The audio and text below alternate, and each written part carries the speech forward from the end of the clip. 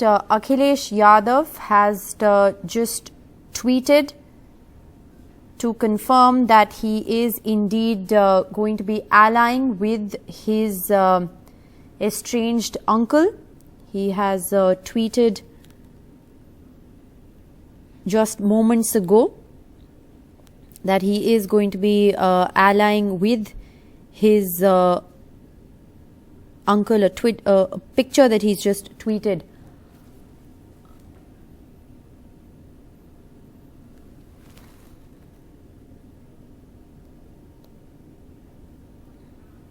Alok joins us with more on this story. Alok? So what has happened is that Akhilesh Yadav met with his estranged uncle, Shivpal Yadav, in Lucknow for about 45 minutes. And then after the meeting, he has tweeted a picture of him with Shivpal and said in no uncertain terms that he has met with the head of the party that Shivpal Yadav heads, and they have decided to basically form a coalition for the 2022 assembly polls.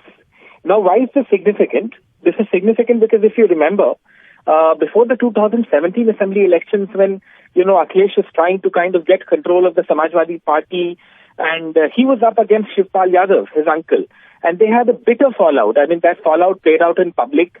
It played out at the Samajwadi Party office. I remember both of them, Shivpal Yadav and the then Chief Minister Akhilesh, tried to grab each other's mics, etc. It was very ugly. And after that, Shivpal Yadav had essentially quit the Samajwadi Party, and he formed a separate party called the Pragatisheel Samajwadi Party.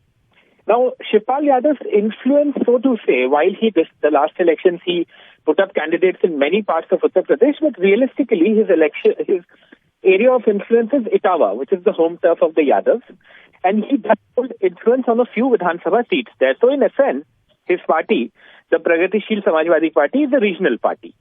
Now, this election, what Akhilesh Yadav has been trying to do, is that he's been trying to tie up with a host of regional parties that have small pockets of influence across Uttar Pradesh. The one exception, of course, would be the Rashtriya Lok Dal that has sizable presence in the entire Western UP region. But the other parties that he has tied up with have small pockets of influence.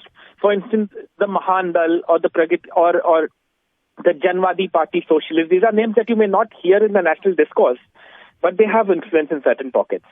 Now, with Shivpal, what was happening is that it was more or less one-sided monologue from Shivpal, who was saying in the last 3 or 4 months that, listen, I want to tie up with the Samajwadi Party.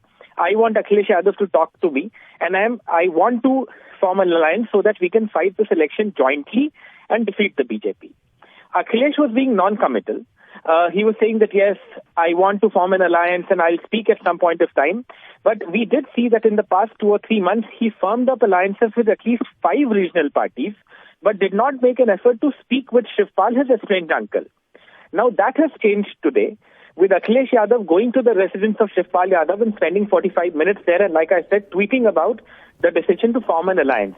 Right. How does it help both of them? Just 30 more seconds.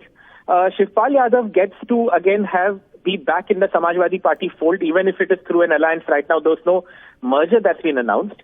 And for Akhilesh Yadav, he benefits from the Shivpal Yadav's presence in that Etawah belt, and also the fact that Shivpal Yadav is a very experienced politician, and he was more or less the brains in the Samajwadi Party during Akhilesh's government between 2012 and 2017, one of the most prominent ministers. And that's why his political experience will also come in handy for Akhilesh Yadav.